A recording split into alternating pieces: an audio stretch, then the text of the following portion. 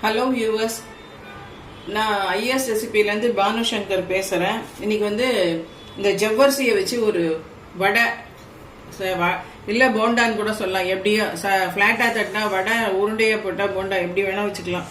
நமக்கு எந்த ஷேப்பில் வேணுமோ இல்லை 2 ஷேப்பும் வேணும்னா கூட நம்ம சேர்த்து பண்ணிக்கலாம். அதில் வந்து ஒரு வடை பண்ணுறேன், அதை உங்கள் கூட நான் ஷேர் பண்ணிக்கிறேன். அதுக்கு பாருங்க, தேவையான பொருட்கள் வந்து இந்த ஜவ்வரிசி. நான் வந்து சின்ன ஜவ்வரிசி எடுத்துருக்கேன். நைலான் ஜவ்வரிசி வாங்காதீங்க, இந்த மாவு ஜவ்வரிசி தான் வாங்கணும். வாங்கிட்டு அதை நல்லா ஒரு 6 to 7 hours தாராளமாக ஊற போடுங்க. நல்லா தண்ணி முங்குற அளவே ஊற போடலாம். ஊற போட்டுட்டு அதுக்கப்புறம் அந்த தண்ணியை மொத்தமாக வடிச்சிட்டு நல்லா அதை ஒரு தட்டை வச்சு அமைக்கிறேன்னா ஃபுல்லாக வந்துடும். அப்புறம் ஒரு 1 hour அப்படியே விட்டுடுங்க. நல்லா ஒரு மாதிரி ட்ரை ஆகிடும். அதுலேயே ஒரு 2 பச்சை மிளகாய் போட்டிருக்கேன். அப்புறம் வந்து கொஞ்சம் 1-2 தட்டின வேர்க்கடலை வச்சுருக்கேன். அதுக்கப்புறம் கொஞ்சம் கருவேப்பிலை, கொத்தமல்லி, அப்புறம் வந்து கொஞ்சம் அரிசி மாவு, ஏன்னா அந்த தண்ணியை சக் பண்ணுறதுக்காக வேண்டி. இதுக்கு தேவையான அளவு உப்பு, இதுக்கு ஜாஸ்தி தாங்காது, அதனால சால்ட்டு போட்டுக்கணும். இதுக்கு டேபிள் சால்ட்டு. இதை நல்லா இப்போ வந்து நல்லா அழுத்தி பிசைஞ்சுக்கணும். இது அதுக்கப்புறம் தான் அரிசி மாவை சேர்க்கணும். முடிஞ்ச வரைக்கும் நல்லா ஸ்மாஷ் பண்ணி சேர்க்கணும்.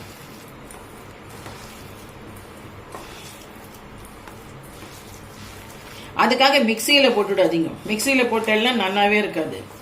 இதை வந்து இதில் இது பண்ணிக்கணும். ஆக்சுவலி மகாராஷ்டிரியன்ஸு உருளைக்கிழங்கு போடுவேன். ஆக்சுவலி நான் போடலை, உருளைக்கிழங்கு சேர்க்காம அதுக்கு பதிலாக அந்த இடத்துல அரிசி மாவை போட்டிருக்கேன். இது நல்லா இருக்கும். இது ஒரு மாதிரி டேஸ்டாக இருக்கும். அதாவது ரொம்ப தண்ணி, இது வந்து ஆக்சுவலி உங்களுக்கு ஊறினாலே ஒரு மாதிரி தண்ணி மாய்ஸ்சர் இருக்கும். இதை வந்து அதனால புழியாமல் நம்ம போட்டோம்னா எண்ணெய் குடிக்கும். அதனால இப்படி எடுத்துட்டு நம்ம அரிசி மாவை போட்டுட்டோம்னா அரிசி மாவு வந்து இதை சக் பண்ணிடும் அப்படியே. இதை பாருங்க, முடிஞ்ச வரைக்கும் இதை நல்லா இது பண்ணிடும், நல்லா பிசைஞ்சு சாஃப்டாக்கிடணும். அதனால நிறைய நாள் ஊறினா ஒன்றும் தப்பு கிடையாது. சாஃப்டாக இருக்கணும். நீங்கள் பார்த்து எல்லாக்கவே நல்லா சாஃப்டாக வரணும். அது கடக்காக இருக்கக்கூடாது, கடிக்க முடியாது. இதை பாருங்க, இப்போ ஆயிடுது. இப்போ இந்த ஸ்டேஜில் நான் வந்து ஒரு 2-3 ஸ்பூன், சின்ன ஸ்பூனால் போட்டுருக்கேன். இதை பாருங்க எவ்வளோ கெட்டியாயிடுது அரிசி மாவு போட்டவொன்னு. அப்படியே இதில்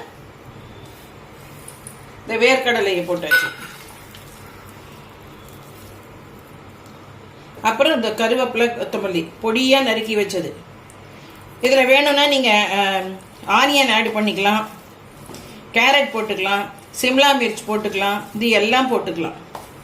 இதான் இப்போ இந்த இது ரெடி ஆயிடுது. வடைக்கும் போண்டாக்கும் மாவு ரெடி. இப்போ நம்ம எண்ணெயை சுட வச்சு மாவு போண்டா போட வேண்டியதுதான். வடையோ போண்டாவோ நமக்கு எது இஷ்டமோ அதை போட்டுக்க வேண்டியதுதான். பாருங்க, இந்த வடை மாதிரி தட்டிடும். இது ஆமை வடை மாதிரி இதை தட்டணும். இதுக்கு நடுவில் ஹோல் போடவே வேண்டாம். நல்லா வந்திருக்குது.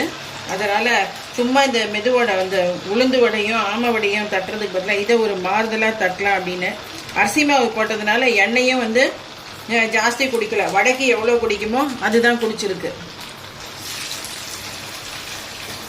டேஸ்ட்டும் நல்லா வந்திருக்கு. இது ஆக்சுவலி மகாராஷ்டிரியன்ஸ் வந்து ஃபாஸ்டிங்காக வேண்டி இதை சாப்பிடுவா. உப்புவாசன்னு அவள் ஜவ்வரிசி, உருளைக்கிழங்கு இதெல்லாம் தான் சாப்பிடுவா. இதோ வடையாவே அழகாக தட்ட வருது. போண்டா வேணும்னா போண்டாவும் போட்டுக்கலாம். நம்ம இஷ்டம்தான் எல்லாமே. இல்லை ஆமை வடை மாதிரி கொஞ்சம் ஒரு இது மாதிரி ஒரு ஷேப் கொடுத்து கூட நம்ம தட்டலாம். இதை பாருங்க, இந்த மாதிரி குண்டா எல்லாமே நம்ம இஷ்டம்தான். இப்போ பாருங்க, இதெல்லாம் வடை தட்டி இதை பாருங்க எடுத்துட்டு எவ்வளோ நல்லா வந்திருக்கு. கிறிஸ்பாவும் இருக்கு, அதே சமயம் சாஃப்டாகவும் இருக்கு. இதை பாருங்க, ஜம்முன்னு வந்திருக்குது. உள்ளெல்லாம் நல்லா சாப்பிட்டு மேலே நல்லா கிறிஸ்பியாக வந்திருக்கு. எண்ணெயும் வந்து ஜாஸ்தி குடிக்கல. வடைக்கு எவ்வளோ எண்ணெய் குடிக்கணுமோ அதுதான்.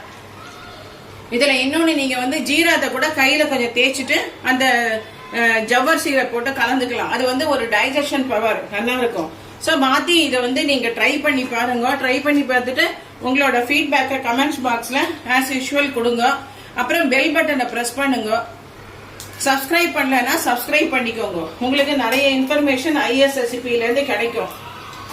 இதுக்கப்புறம் இன்னொரு ரெசிபியோட உங்களை சீக்கிரமா வந்து மீட் பண்றேன். அதுவரை உங்களிடமிருந்து விடை பெறுவது IAS recipe Banu Shankar. Bye by.